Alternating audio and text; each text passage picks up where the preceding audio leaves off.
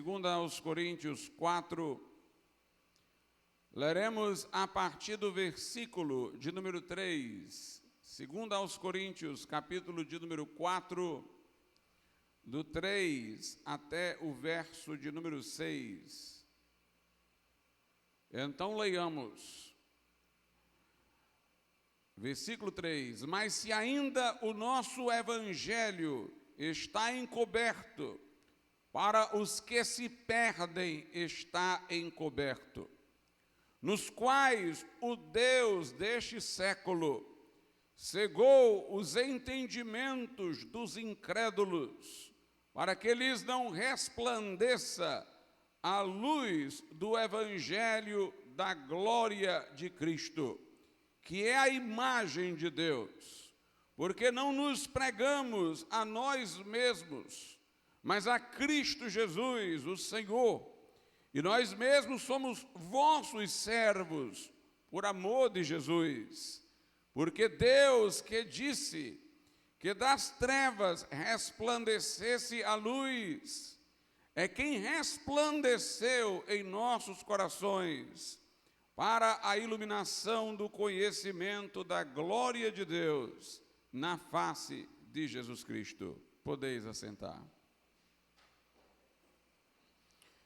Aqui o apóstolo Paulo diz que se o evangelho dos crentes, o nosso evangelho, ele não é nosso porque de nós se originou, nos veio por revelação, mas é nosso porque foi o evangelho que nos salvou, é o evangelho da nossa salvação. Tornou-se em nossa existência o poder de Deus para a salvação de todo o que crê, como diz o apóstolo Paulo. Então ele diz que o nosso evangelho, se estiver encoberto, se ainda não está claro, não é mais para os crentes que ele está encoberto. Ele está encoberto para os que se perdem, para aqueles que não alcançaram salvação por Jesus Cristo.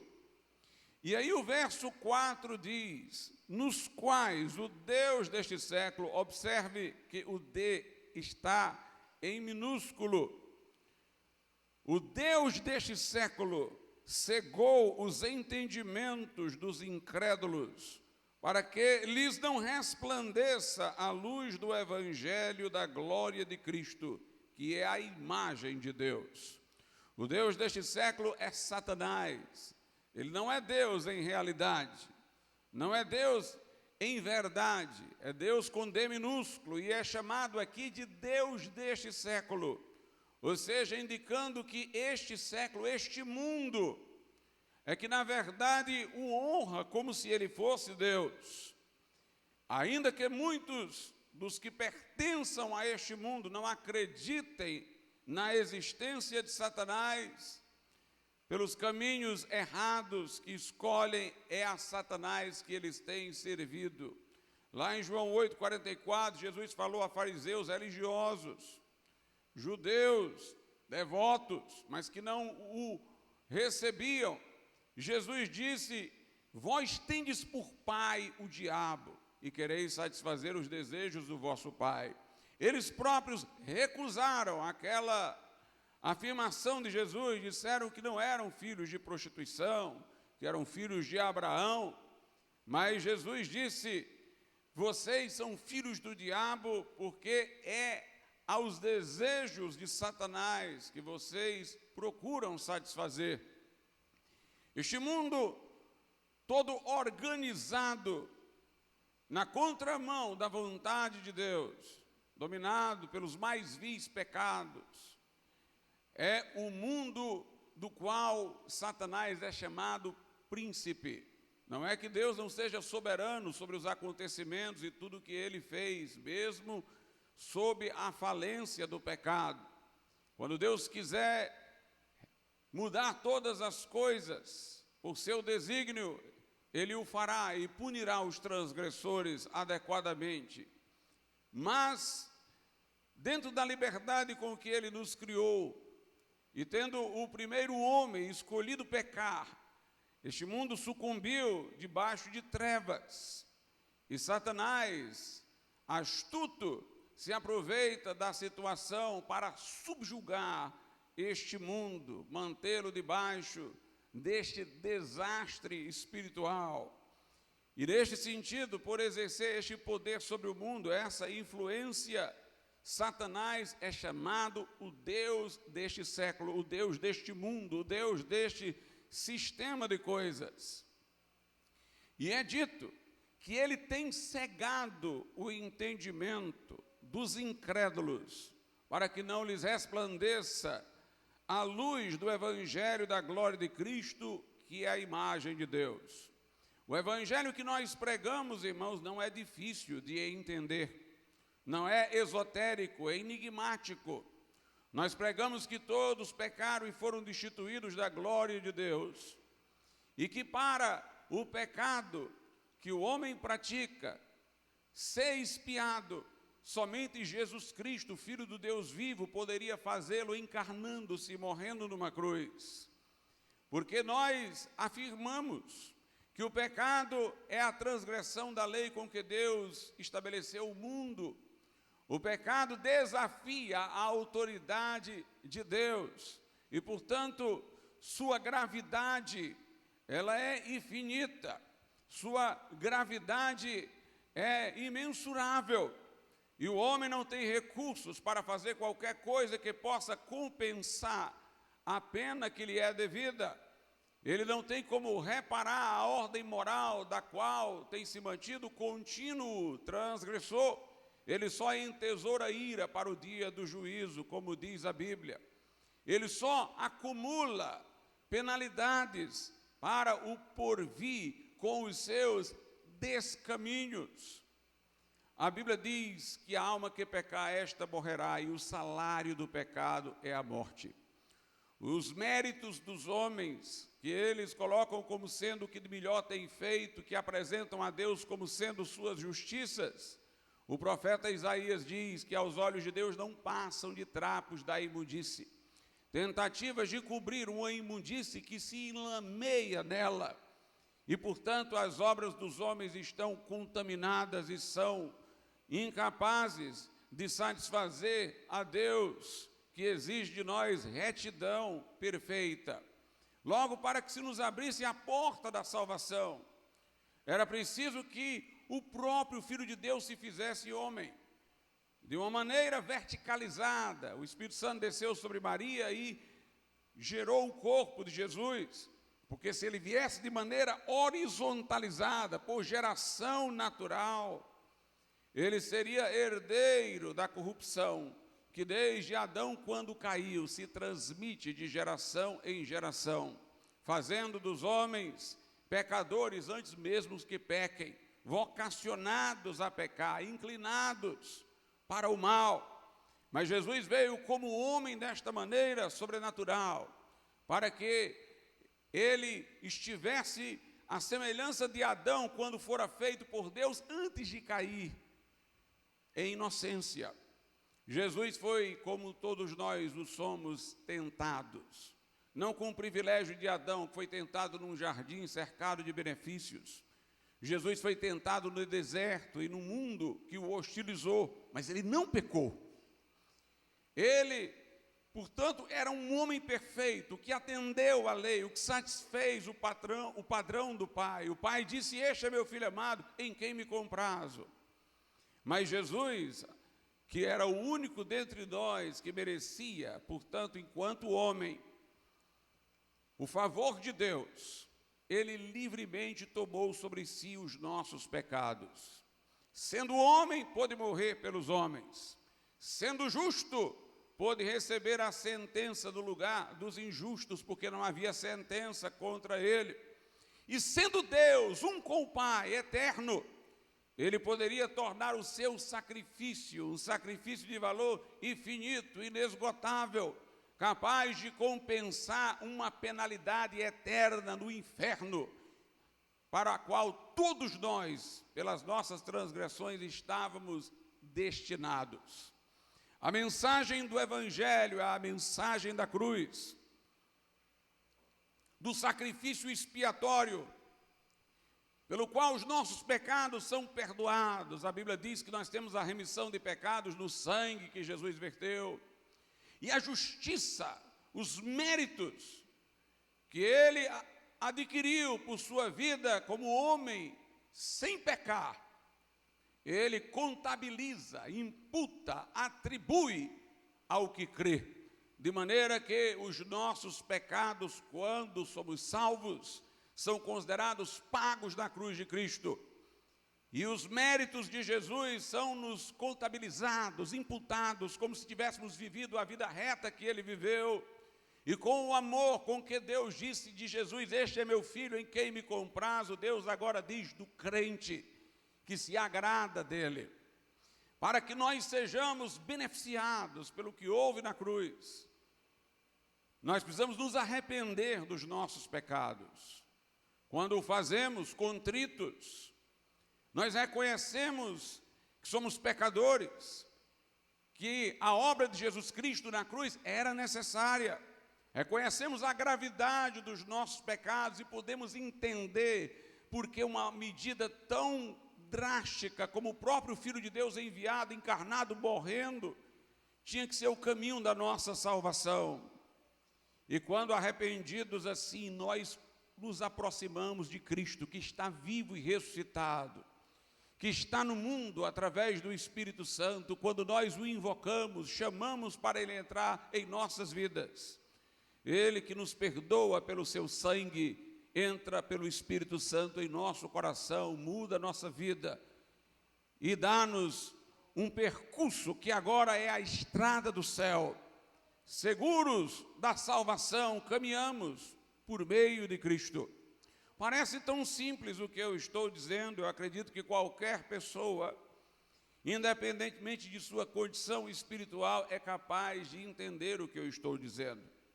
Mas a nem todos essa verdade vem com resplendor. Alguns ouvem e dizem: interessante, mas eu não me sinto lá tão pecador assim.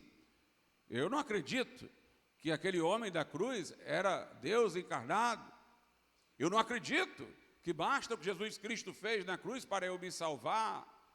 Eu acredito que depende também do meu esforço, do meu desempenho, das minhas obras, como se ele achasse que tivesse alguma coisa suficiente para oferecer a Deus.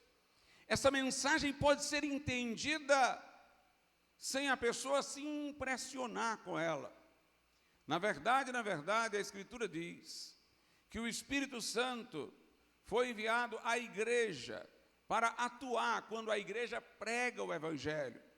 Jesus disse para nós pregarmos o Evangelho a toda criatura, mas também disse: quando vier o Consolador, o Espírito da verdade, o Espírito Santo, ele convencerá o mundo do pecado, da justiça e do juízo. É o Espírito Santo que se serve do que sai da nossa boca quando pregamos, para abrir mentes e trazer um deslumbramento com estas verdades. Na verdade, quando alguém se arrepende do seu pecado, como Deus o requer, com contrição, dizendo, como Paulo: em mim não habita bem algum, abominando-se no pó e na cinza, batendo no peito como o publicano, é porque ele já viu a glória da obra de Cristo, e ele está contrastando a sua miséria com o amor de Deus, com a justiça de Deus, que puniu o pecado na carne de Cristo, que voluntariamente morreu por nós. Quando alguém acorre a Cristo em fé, como alguém numa tempestade que busca um refúgio, é porque ele já se deslumbrou com o Evangelho, com o amor de Deus, e ele tem uma certeza de acolhimento, de que vai ser recebido por Jesus e ter os seus pecados perdoados. Mas muitos nos ouvem, irmãos, entendem, acham interessante o que a gente diz, mas não veem a gravidade de seus pecados, não acorrem a Cristo. A Escritura diz que há um trabalho de Satanás para embotar os sentidos espirituais, para cegar, para que não resplandeça. Note, o que o apóstolo fala aqui não é de não se entender o evangelho, é de não se ver o resplendor do evangelho. Releia o versículo 4, dos quais o Deus deste século, Satanás, cegou os entendimentos dos incrédulos para que lhes não resplandeça a luz do evangelho da glória de Cristo, que é a imagem de Deus. E aqui, meus irmãos, eu aproveito para mostrar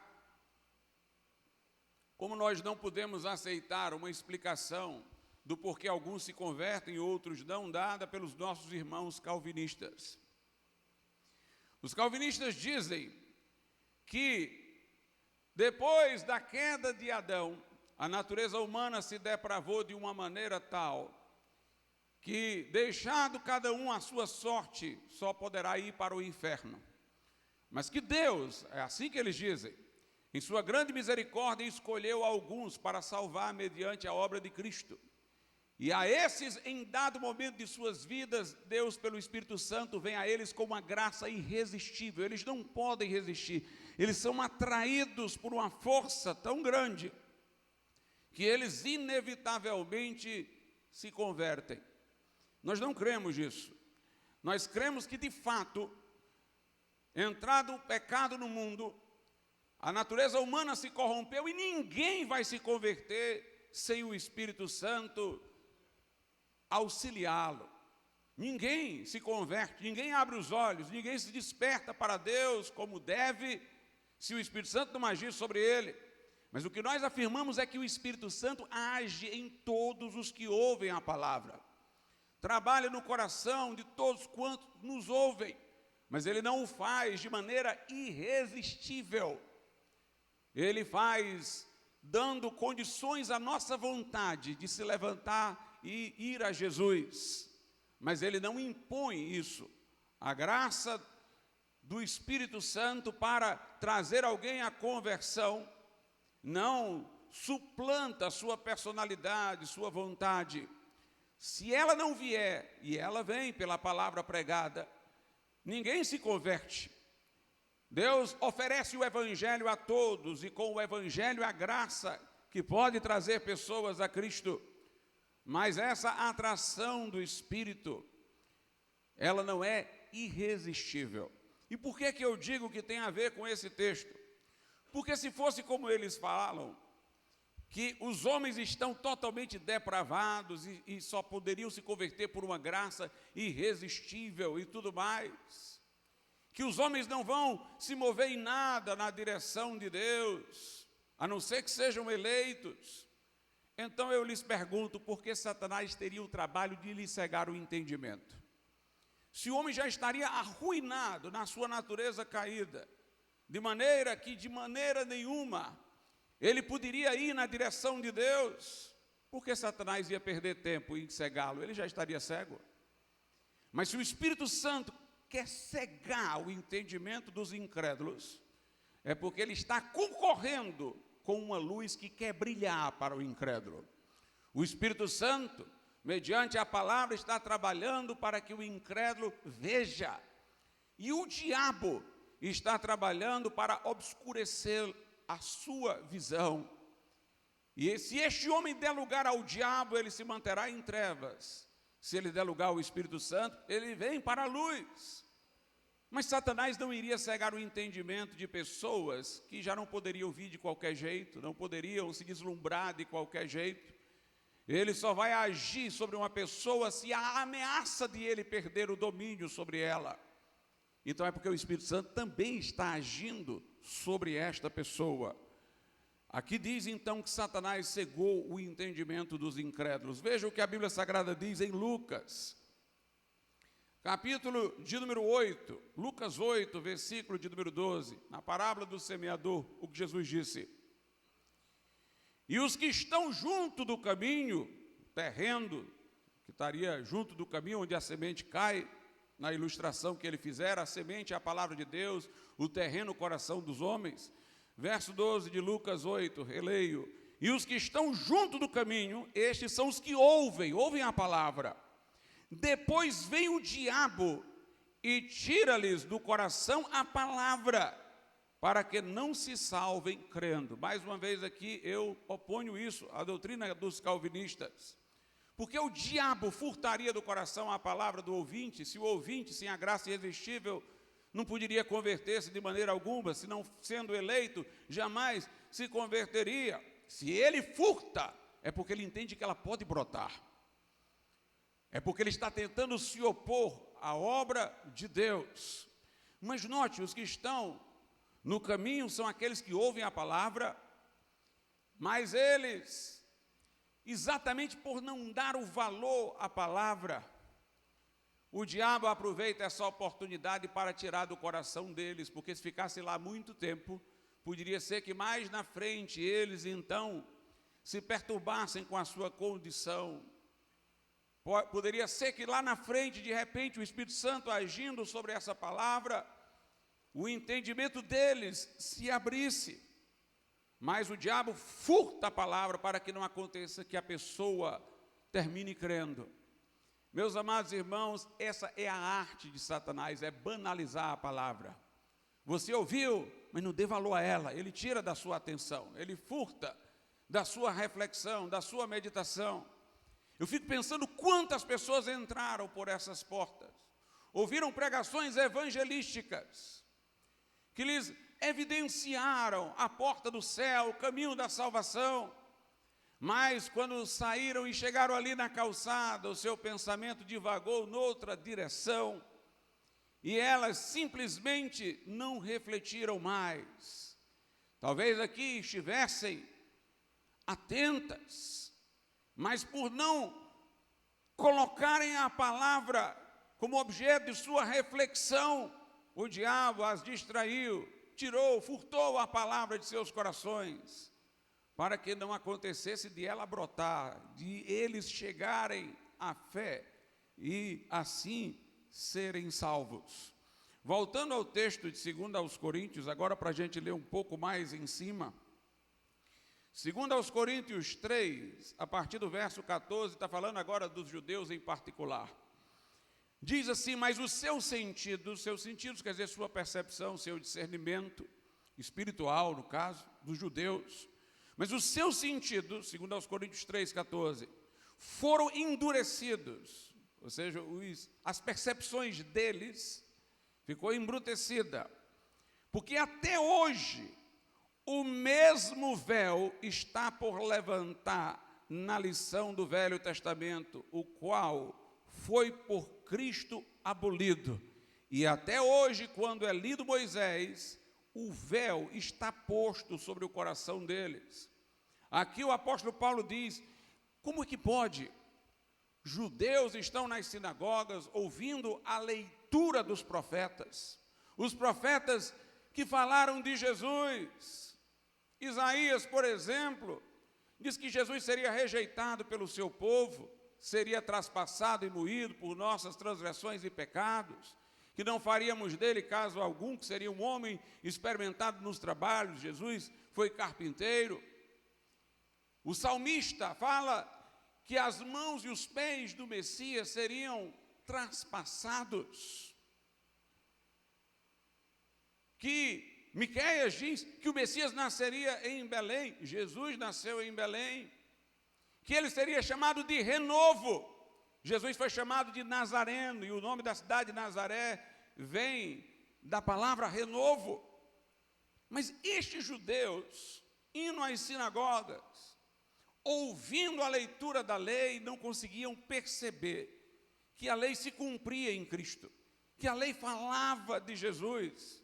O apóstolo Paulo diz, é como se eles tivessem ficados endurecidos, como se houvesse um véu em seus corações, e eles não percebem. Por certo, uma atuação de Satanás, que cega o entendimento dos incrédulos. Mas aí no verso 16 ele diz: mas quando se converterem ao Senhor, então o véu se tirará. Se converter ao Senhor aqui não é ainda a conversão a Cristo. Isso quer dizer, quando eles se voltarem para Deus, quando eles quiserem realmente fazer a vontade de Deus, então o véu sairá do coração deles. Quando eles não ouvirem a leitura da lei só por liturgia, só por costume religioso. Foi assim que os sentimentos deles se embotaram. Quando eles de fato quererem saber a vontade de Deus, se converter, quer dizer, se voltar para, quando eles se voltarem de fato para o Senhor, então o véu sairá, eles enxergarão. Nós vivemos numa sociedade, irmãos, que por tradição histórica é tida como cristã, o Ocidente é tido como cristão. Há muita gente, nós vamos falar de Jesus e a pessoa diz, não, eu conheço isso, eu já assisti os filmes. Ela talvez frequente uma igreja litúrgica, ouve todo dia aquilo ali, mas ela de fato não quer saber a vontade de Deus. E só aquela vida litúrgica embotou os sentidos dela, endureceu a percepção, criou um véu, porque elas já se sentem religiosas só por ouvirem, frequentarem, irem, participarem de uma liturgia, e elas não descobrem a preciosidade de Cristo. Mas quando elas um dia pensarem o que realmente Deus quer dizer, quem eu sou diante de Deus, então o véu se tirará. E no verso 18 diz que nós agora, sem o véu, contemplamos a glória de Cristo. Refletindo, diz uma tradução, contemplando, diz outra. Nós contemplamos na leitura da Bíblia Cristo, nós enxergamos Cristo. E enquanto nós contemplamos a glória dele, nos maravilhamos com a glória dele, nós mesmos vamos sendo transformados de glória em glória na mesma imagem. Por isso que um crente ama tanto a Bíblia, e por isso que eu não admito crente que se diga crente e que não se apegue a esse livro, irmãos. Nós nos apegamos a este livro porque nós vemos a glória de Jesus aqui. Um incrédulo lê, só vê registro histórico, narrativa, só vê curiosidades religiosas, mas nós lemos aqui e vemos Jesus, e percebemos Jesus na Bíblia. Lutero disse uma coisa inesquecível, ele disse, Jesus é a palavra de Deus. João diz, no princípio ele era o verbo estava com Deus e o verbo era Deus. Jesus é a palavra de Deus encarnada. E Lutero dizia, quando nós chamamos este livro de escritura sagrada, de palavra de Deus, ele diz, é por derivação.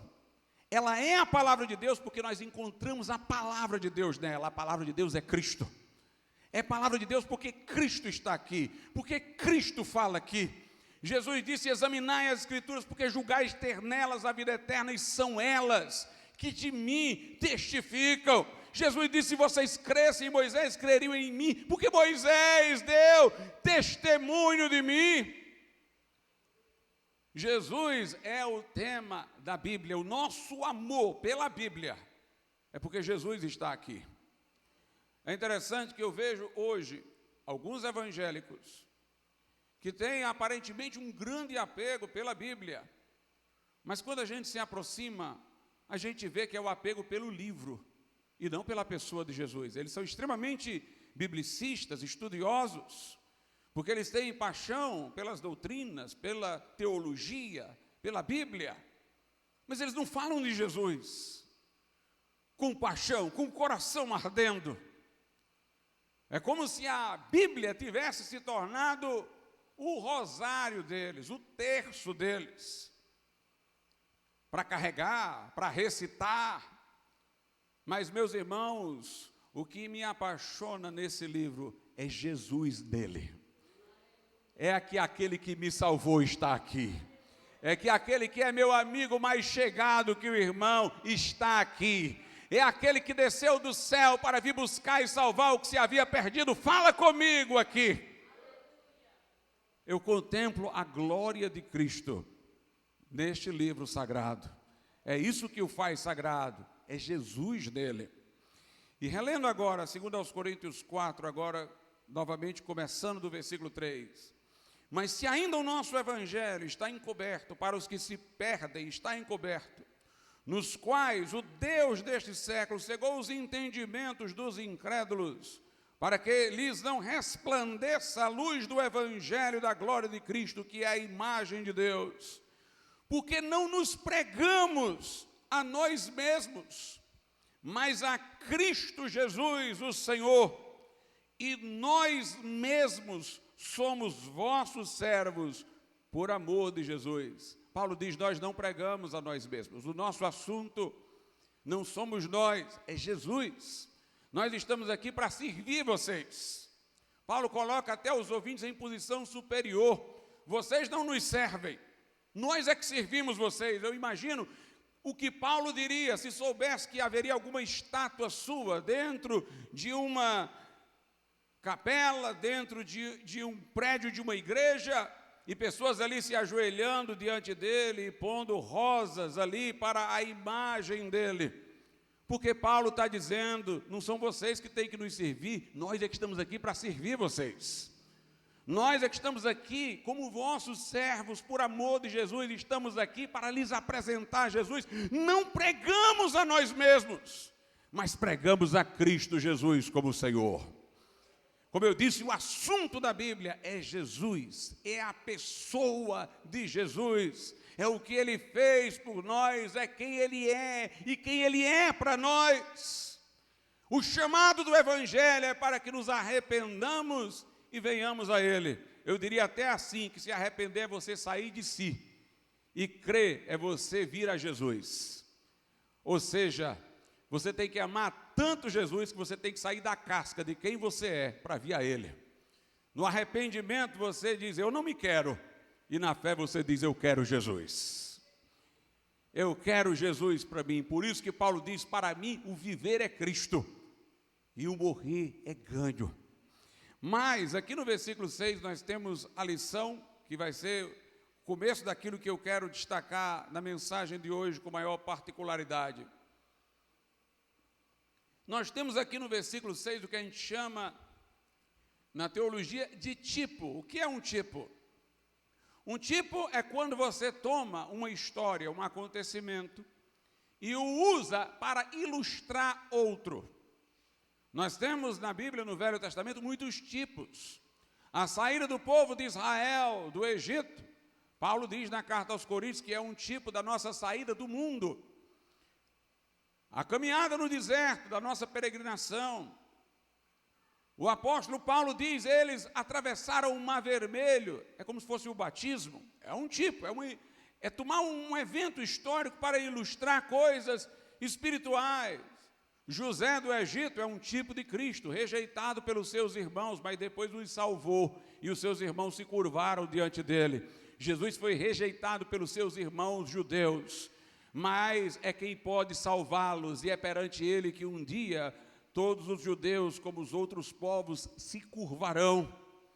Nós temos inúmeros tipos, eventos que se deram e que servem para dar ilustração e luz para o que vinha no futuro, para coisas relativas ao futuro, ao Novo Testamento, à pessoa de Jesus.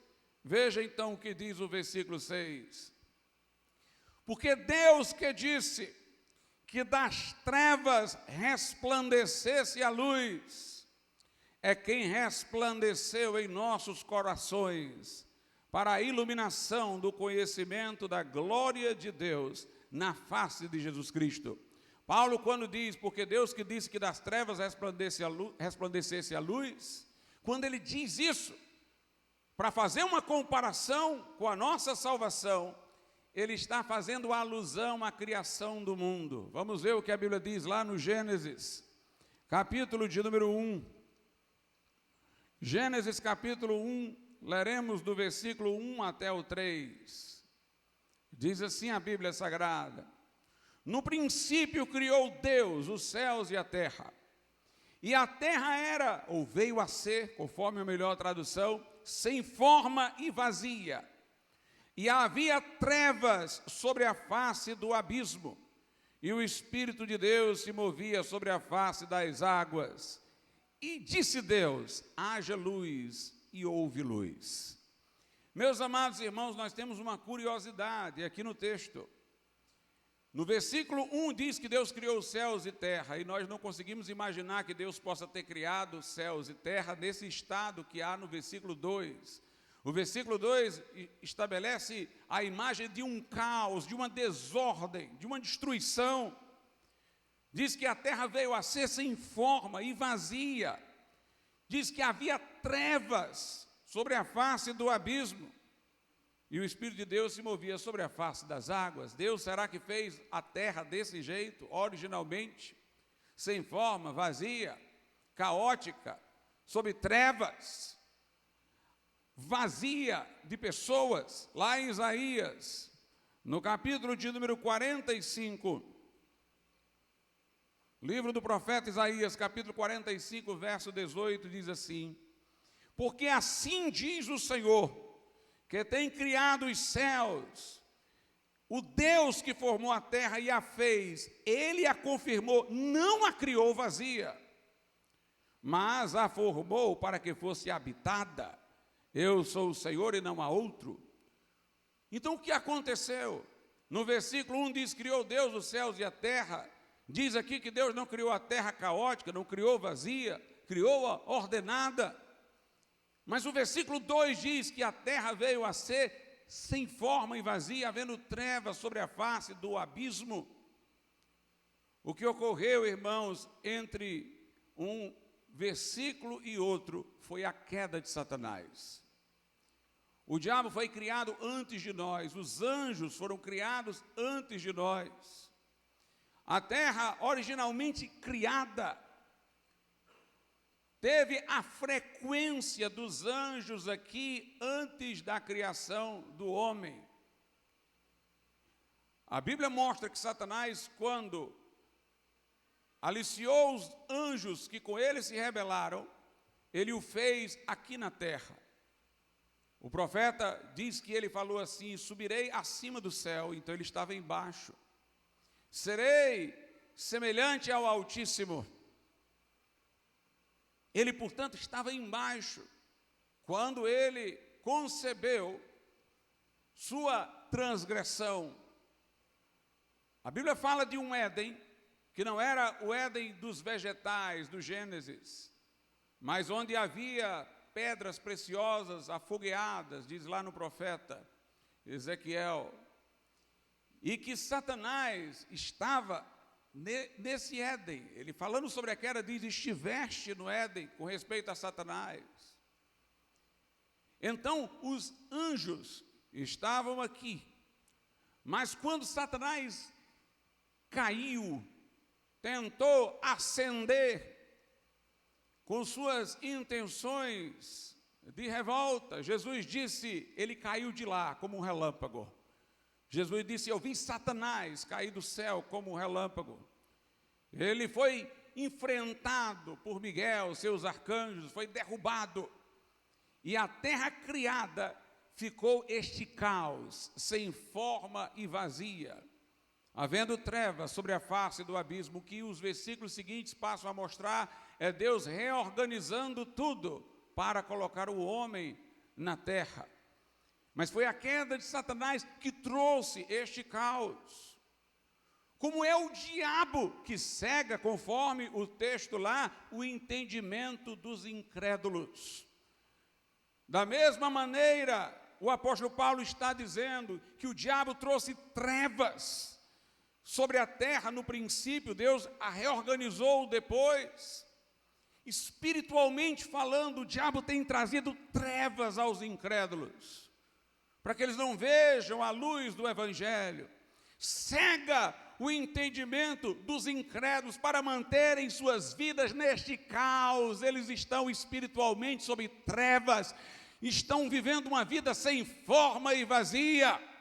Mas o Deus que começa a reorganizar tudo, dizendo, haja luz, e houve luz, é o Deus que resplandeceu, diz o apóstolo, em nossos corações. O Deus que das trevas disse, haja luz, para dissipar as trevas de Satanás, é o que o apóstolo Paulo está dizendo, é o Deus que agora resplandeceu no coração de vocês, para que vocês possam contemplar a glória de Deus na face de Jesus Cristo. Mas, meus irmãos, como Deus reconstituiu o mundo? nós temos alusão a uma obra do Espírito Santo. A Escritura diz no verso 2, a terra era sem forma e vazia, havia trevas sobre a face do abismo e o Espírito Santo pairava sobre a face das águas. É o Espírito Santo que age, mas ele agiu, o Espírito Santo, sob a palavra de Deus. Ele disse, haja luz, e houve luz. A palavra de Deus ali, através do Espírito Santo que se movia, trouxe luz e começou o processo de reorganização. E como é que nós saímos das trevas espirituais? Através do Espírito Santo e do Evangelho, que é a palavra de Deus. Por isso que Paulo diz, o Evangelho é o poder de Deus para a salvação de todo aquele que crê. Há, porém, uma diferença. É que no caso lá da criação, Deus falou para coisas inanimadas, haja luz e houve luz. Nós temos a constituição das coisas. Mas depois que o homem foi feito e dotado de liberdade, Deus lhe endereça a palavra, mas a palavra não age no homem se ele livremente não a acolher. Quando Deus falou para coisas inanimadas, haja, faça-se, elas se organizaram. Ou mesmo na criação do homem, Deus fez o homem do pó da terra, soprou o Espírito, ele se constituiu. Mas constituído o homem em sua liberdade, a palavra de Deus vai agir nele de acordo com a resposta que a ela ele der. É por isso que lá em Hebreus 4, a Escritura diz que muitos dos que saíram do Egito, daqueles judeus libertados pela liderança de Moisés, ouviram a palavra, mas ela nada lhes aproveitou, porque eles não misturaram o que ouviram com a fé. A palavra tornou-se deles inoperante. Por isso que Satanás quer furtar a palavra do coração. Ele não poderia fazer isso se a palavra fosse de logo operante, mas quando Deus fala a seres que são livres, ela vai operar sob a condição de eles crerem. Aos Tessalonicenses, Paulo diz, eu dou graças a Deus, porque vocês ouviram a palavra da minha pregação como palavra de Deus, e não como palavra dos homens, como ela de fato é, e agora ela opera em vós, os que crestes. A palavra opera no que crê, opera naquele que crê. O Espírito Santo age pela palavra na vida daquele que crê. Quando alguém ouve o Evangelho, e o Espírito Santo está lá para iluminar, e ele, em vez de dar lugar a Satanás, que cega o entendimento, dá lugar ao Espírito Santo que o está convencendo. Então é como se houvesse um estalo, irmãos.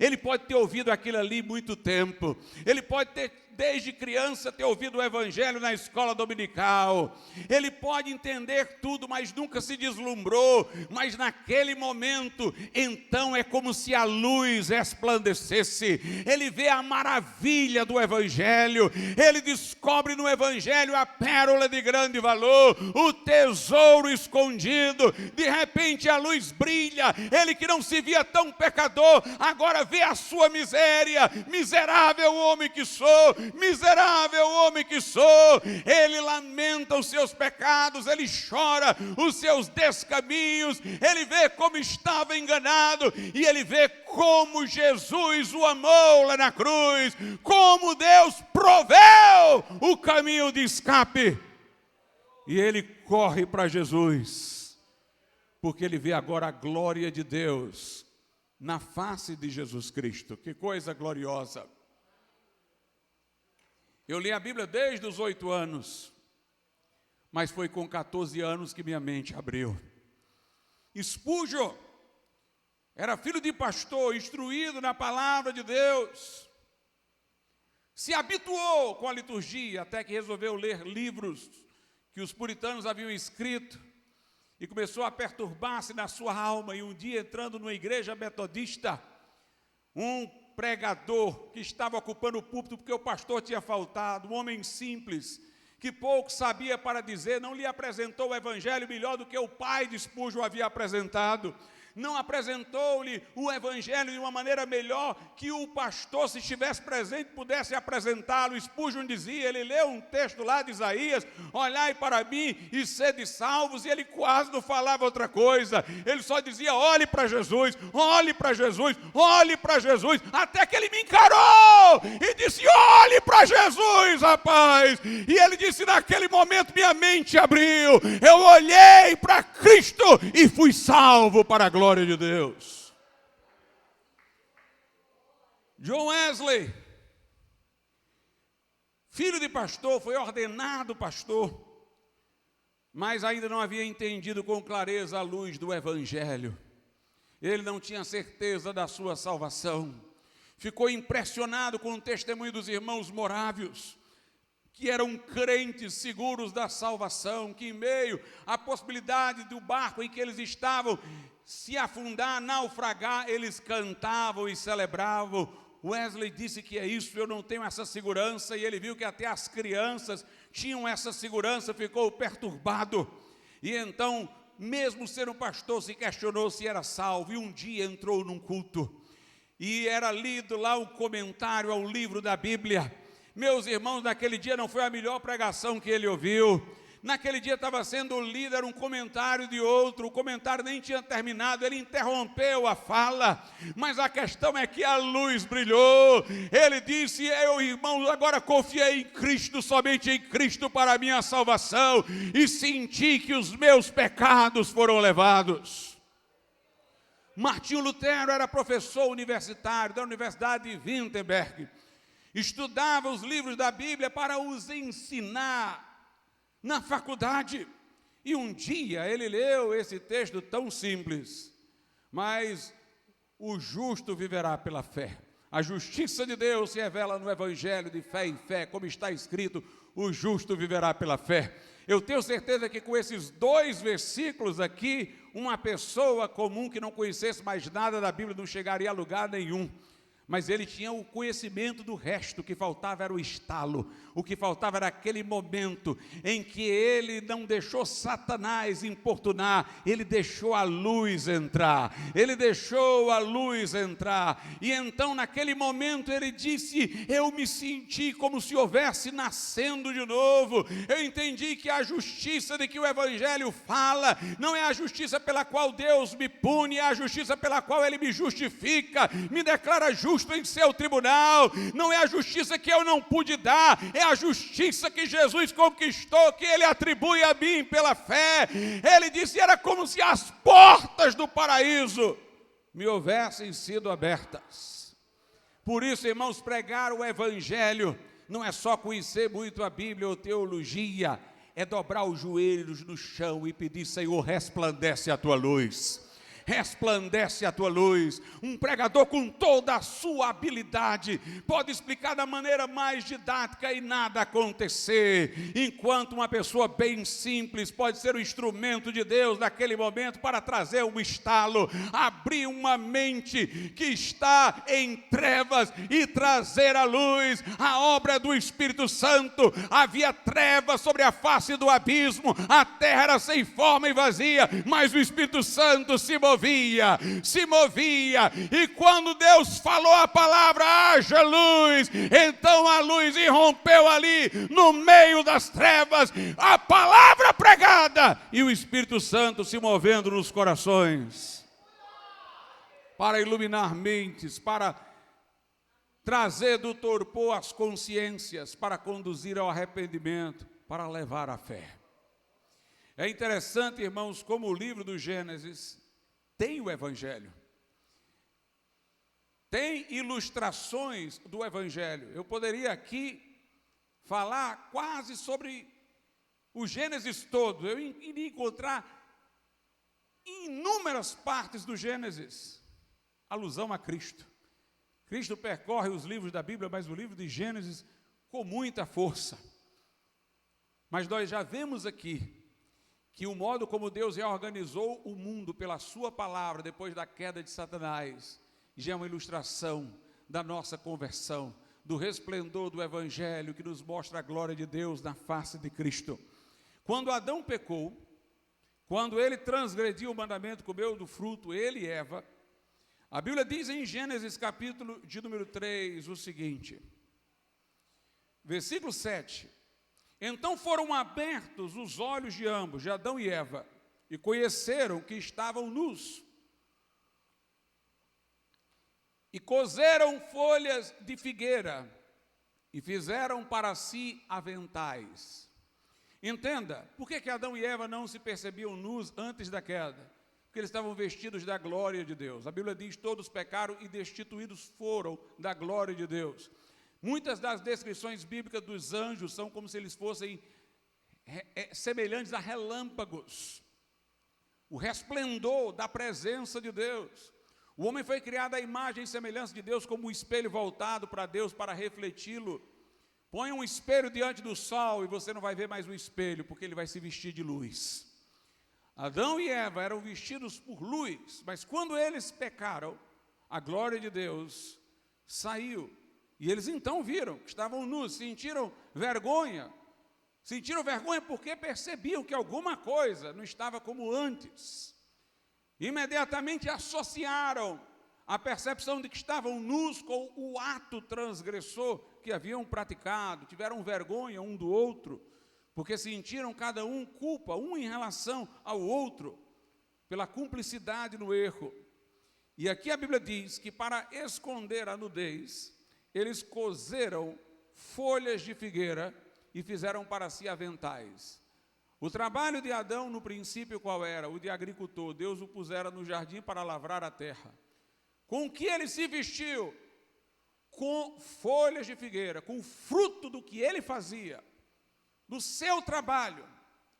Isso daqui, irmãos, é um tipo ilustrativo muito forte.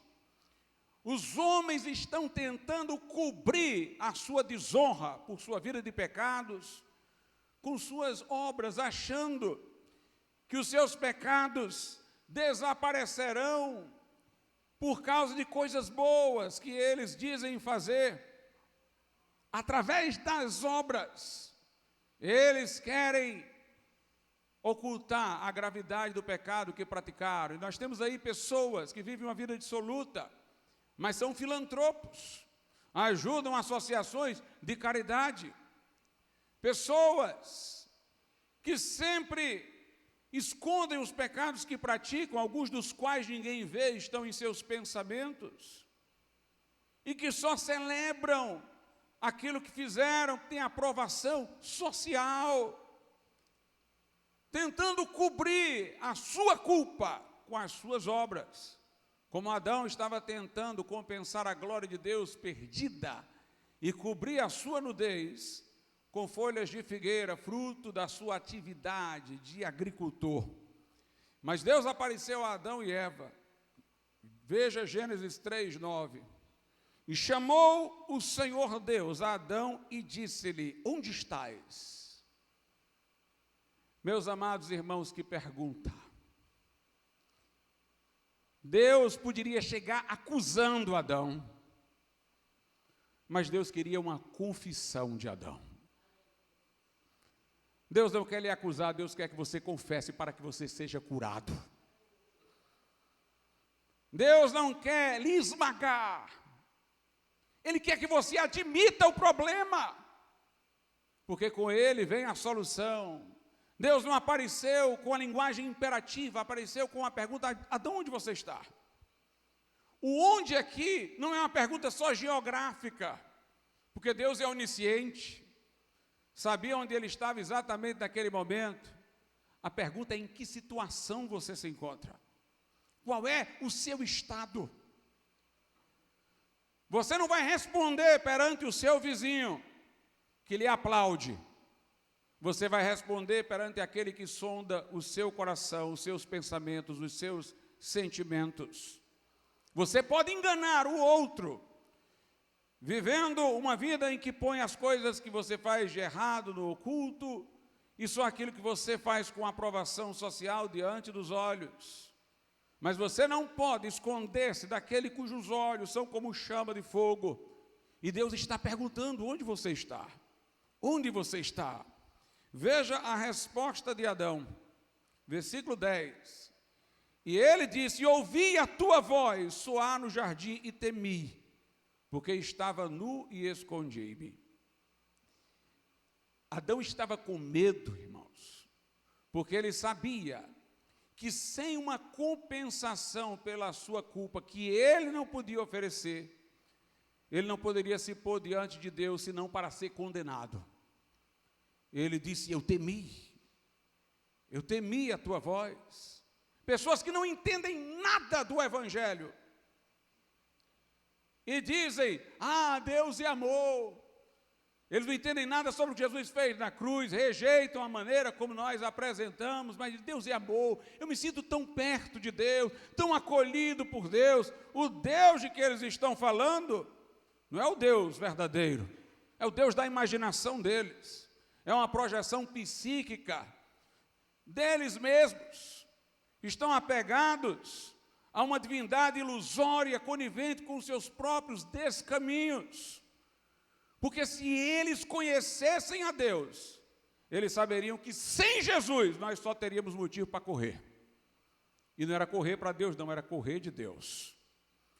Sem Jesus, Deus deveria nos impor, era temor e medo. Isaías teve uma visão do Senhor no alto e sublime trono. Ele disse: ai de mim que sou um homem de lábios impuros, habito no meio de um povo de impuros lábios, e eu vi o rei. Ai de mim que vou perecendo. No original, esse vou perecendo quer dizer, eu vou me desintegrando, eu estou desestruturando, eu estou virando pó. Se a pessoa conhecer o Deus verdadeiro, ela vai ver que fora do Evangelho, ela só tem razões para temer. Sem Jesus é inferno eterno. Sem Jesus é separação eterna de Deus. A Bíblia diz que toda a boca daqueles que não se refugiarem em Cristo estará fechada no dia do juízo diante de Deus. Eles não irão ter desculpas. Adão disse: ouvi tua voz soar no jardim e temi, porque estava nu e escondi-me. Agora vem a grande questão: por que ele disse estava nu? Ele já não tinha feito os aventais com as folhas de figueira? Ele e Eva não tinham se vestido? Por que ele está dizendo eu temi? Porque eu estou nu. Porque, meus irmãos, ele sabia que aquilo ali não o vestiria diante de Deus, não apagaria o seu pecado, não cobriria a sua vergonha. Quando uma pessoa fala das suas boas obras, dizendo que elas vão cobrir o que ele fez de errado, está falando isso bem bonitinho e alegre, porque está falando diante do outro homem. Mas se não acolherem o Evangelho, um dia estiverem diante de Deus, elas não falarão isso. Quando elas estiverem diante de Deus, elas vão saber que Deus sabe, do que os outros não sabem. Elas vão saber que não há desculpa diante daquele que é santo. Adão pôde fazer folhas de figueira para si e para Eva, e disse: pronto, ufa, já estamos nos sentindo bem, acabou aquela culpa. Entre eles sim, mas quando Deus apareceu, o tormento voltou. Porque estas coisas diante de Deus não valem nada, são trapos da imundícia. Adão, muito embora vestido com as obras, com a força do seu trabalho, como agricultor, ele ali está dizendo: Senhor, tentei me vestir, mas continuo nu. Deus ali, irmãos, repreende Adão, repreende Eva, repreende a serpente, a amaldiçoa. Mas Deus faz uma promessa do Messias, versículo 15.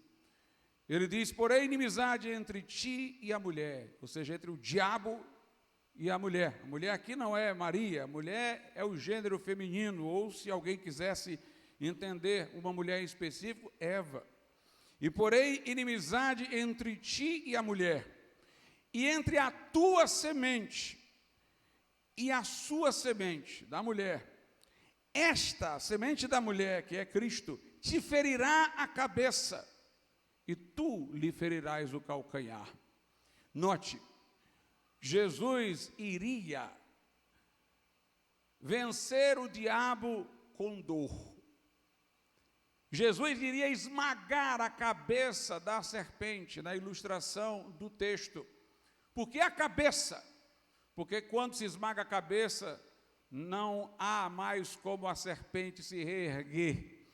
É a vitória total. Por que a cabeça? Porque a cabeça é a área do pensamento, quer dizer, Jesus iria desfazer o plano de Satanás para conduzir a humanidade à ruína, mas o seu calcanhar seria ferido, na linguagem ilustrativa, indicando que ele iria nos redimir, mas haveria dor para o Messias prometido. E olha o que diz nos versículos 20 e 21. E chamou Adão, aliás, versículo 21 só, e fez o Senhor Deus a Adão e a sua mulher túnicas de peles e os vestiu. Ou seja, Deus rejeitou a coberta que Adão fez, os aventais com as folhas de figueira. Deus disse, sou eu que vou vesti-los. E ele pegou uma vestimenta feita de túnicas de peles de animal, ou seja, um animal foi morto. Um animal foi sacrificado para que as suas peles fossem tiradas e Adão e Eva fossem vestidos. São duas lições aqui, irmãos. Primeiro, é Deus que nos veste, não nós a nós mesmos. Nós não nos salvamos, nós não cobrimos a nossa culpa, é Deus quem o faz. E isso seria feito através de um sacrifício. Teria que ser feito através de um sacrifício. Um animal foi sacrificado. É interessante que Adão e Eva nunca tinham visto nada morrer. Naquele animal sacrificado, eles viram primeiramente a morte. Como não deve ter sido chocante para eles ver um animal sangrar. Eles não tinham visto ainda a morte, mas Deus os estava impressionando com a verdade do Evangelho, de que Jesus Cristo seria sacrificado para nos vestir de justiça que nós não tínhamos, para nos vestir de salvação que nossas obras não poderiam merecer. Ele é o Cordeiro de Deus que tira o pecado do mundo, e o seu sangue nos purifica de todo o pecado. Vamos à terceira e última ilustração que eu quero tomar do livro do Gênesis, mas vamos começar pelo Novo Testamento. Veja o que a Bíblia Sagrada diz no Evangelho de João, capítulo 19. João 19, a partir do versículo de número 28. Depois disso, sabendo Jesus que já todas as coisas estavam terminadas, para que a Escritura se cumprisse, disse, tenho sede. Meus irmãos, como a Bíblia é impressionante. A Bíblia diz que quando Jesus viu que tudo tinha se cumprido, faltava só uma coisa, ele informar que estava com sede. Está lá no livro de Salmos, que o Messias teria sede. Era uma profecia, e alguém lhe daria isto que é dado aqui, este vinagre misturado aí, que é dado a Jesus. Veja, aqui nós vemos como a Bíblia, irmãos, tem voz uníssona. Se este livro não veio de Deus, me explique por que tanta harmonia. Vendo que tudo estava cumprido, Jesus disse, tenho sede. Estava, pois, ali um vaso cheio de vinagre. Encheram de vinagre uma esponja e, pondo-a no isopo, lá chegaram à boca. E quando Jesus tomou o vinagre, disse, está consumado. E, inclinando a cabeça, entregou o Espírito. Meus irmãos, o sacrifício de Jesus foi completo. A salvação não somos nós que produzimos, foi Ele que produziu. Ele fez tudo o que era necessário para a salvação. Ele disse, está consumado, a dívida está paga. O verso 31 diz, aliás, o verso 30 diz, e quando Jesus tomou o vinagre, disse, está consumado. Inclinando a cabeça, entregou o Espírito. Os judeus, pois, para que no sábado não ficassem os corpos na cruz, visto como era a preparação, pois era grande o dia de sábado, rogaram a Pilatos que se lhes quebrassem as pernas e fossem tirados. Foram, pois, os soldados, e na verdade quebraram as pernas ao primeiro e ao outro que com ele, com Jesus, fora crucificado, porque ele foi crucificado entre dois malfeitores. Mas vindo a Jesus e vendo-o morto, não lhe quebraram as pernas. Isso aqui para que se cumprisse o que estava na Bíblia, irmãos. Quando Deus ordenou aos judeus que comemorassem a Páscoa, sendo que a primeira Páscoa, base de comemoração das seguintes, foi quando o povo judeu estava lá no Egito, o anjo da morte iria entrar lá para trazer juízo sobre toda a casa egípcia, matando o filho mais velho, o primogênito, mas ele não entraria na casa do judeu, porque um cordeiro seria sacrificado como Deus mandara. E o sangue do cordeiro sacrificado seria colocado nos umbrais das portas dos judeus. E o anjo, quando entrasse lá para destruir, vendo a marca de sangue na casa de um judeu, não entraria ali. O cordeiro representa Jesus, isso está lá no livro de Êxodo, no Velho Testamento. Paulo diz, Cristo é a nossa Páscoa que já foi crucificado. O sangue que protegeu a casa dos judeus é uma ilustração do sangue de Jesus, que nos garante proteção contra todo juízo e julgamento vindouro. Mas foi dito que os ossos do cordeiro que ia ser sacrificado não poderiam ser quebrados. Pois bem, o soldado aqui foi tirar o malfeitor de um lado, quebrou as pernas, que era para garantir que ele estava morto. Tirou o outro malfeitor do outro lado, quebrou as pernas. Quando foi nas pernas de Jesus, não quebrou. Porque Jesus é o Cordeiro Pascual. Meus irmãos, eu não sei você, mas isso resplandece para mim maravilhosamente. Eu, quando vejo tudo isso, eu digo, ó, profundidade das riquezas e da sabedoria de Deus, que coisa maravilhosa. No verso de número 34, diz assim, contudo, um dos soldados lhe furou o lado com uma lança, e logo saiu sangue e água. E aquele que o viu, que é João, que está contando, testificou, e o seu testemunho é verdadeiro, sabe que é verdade o que diz, para que também vós o creais, porque isto aconteceu para que se cumprisse a escritura que diz, nenhum dos seus ossos será quebrado, livro de Êxodo. E novamente, diz outra escritura, livro do profeta Zacarias no Velho Testamento, verão aquele que traspassaram. Só nesse pequeno texto aqui foi citado o livro de Salmos, para dizer que ele na cruz teria sede. Foi citado o livro de Êxodo para dizer que suas pernas não seriam quebradas, e o soldado feriu o lado de Jesus, para que se cumprisse a profecia que diz que um dia os judeus, quando ele regressar em glória, Jesus voltar em glória, olharão para aquele a quem traspassaram. Mas alguém diz, pastor, o que isso tem a ver com Gênesis? Observe que Jesus não teve as pernas quebradas, mas teve um furo do seu lado. Isso nos lembra, irmãos, Gênesis capítulo de número 2.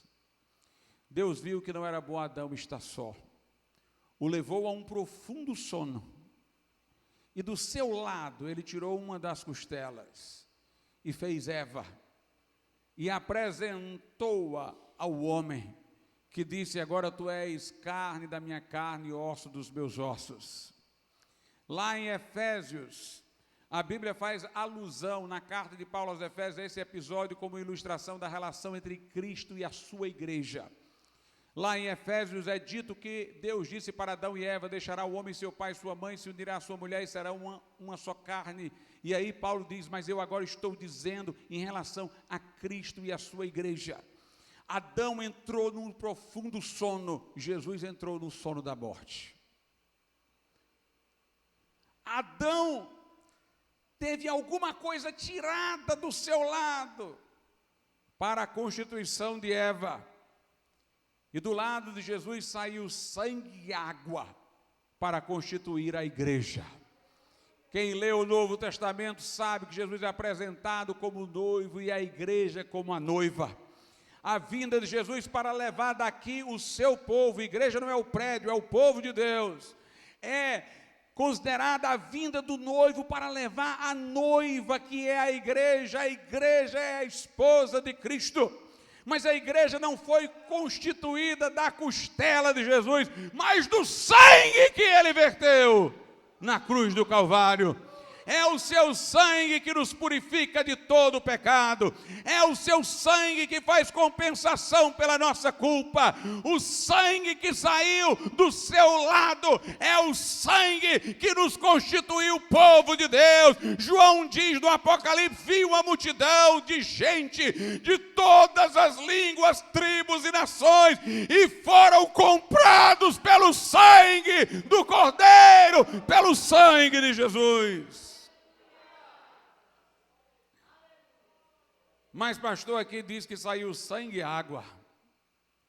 Meus irmãos, a água na Bíblia é uma ilustração da palavra de Deus.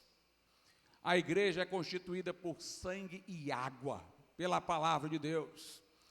Não apenas nós fomos lavados no sangue de Cristo para que já não houvesse mais culpa, mas nós somos lavados continuamente pela palavra de Deus para termos uma vida transformada. E para que não fique só nas minhas palavras, veja o que a Bíblia diz em Efésios, capítulo de número 5. Efésios, capítulo de número 5. Diz aí a Bíblia Sagrada, nos versículos 25 e 26. Vós, maridos, amai vossas mulheres, como também Cristo amou a igreja, e a si mesmo se entregou por ela, para a santificar, purificando-a com a lavagem da água pela palavra. Jesus amou a igreja como um marido deveria amar sua esposa, entregou-se por ela para santificá-la, purificá-la com a lavagem da água que é através da palavra de Deus. Ali, do lado de Jesus, saiu sangue e água, o sangue pelo qual os nossos pecados são apagados, e a água da palavra que nos lava para que andemos em novidade de vida. Este evangelho está em toda a Bíblia, está em toda parte dentro dessa escritura. Jesus aqui está em cada página. Jesus resplandece em todo lugar. Não me ouça hoje com um véu no coração, com os sentidos endurecidos. Volte-se para Deus, para que Ele possa iluminar você, e o véu ser tirado, e você puder enxergar nesta noite a glória de Deus na face de Jesus Cristo. Arrepende-te do teu pecado. Deus está perguntando: onde estás? Deus quer a tua confissão. Eu estou aqui, Senhor, sou pecador e não mereço, mas eu aceito que Jesus Cristo morreu naquela cruz por mim. Eu quero que o Filho de Deus venha me salvar e entrar no meu coração, perdoar os meus pecados, mudar a minha vida. E você pode ir para casa diferente. A sua decisão pode decidir para você o céu e o inferno, as trevas e a luz, a morte e a vida. Escolhe hoje a vida para que vivas. Recebe Jesus Cristo em arrependimento como teu Salvador. Vamos ficar de pé.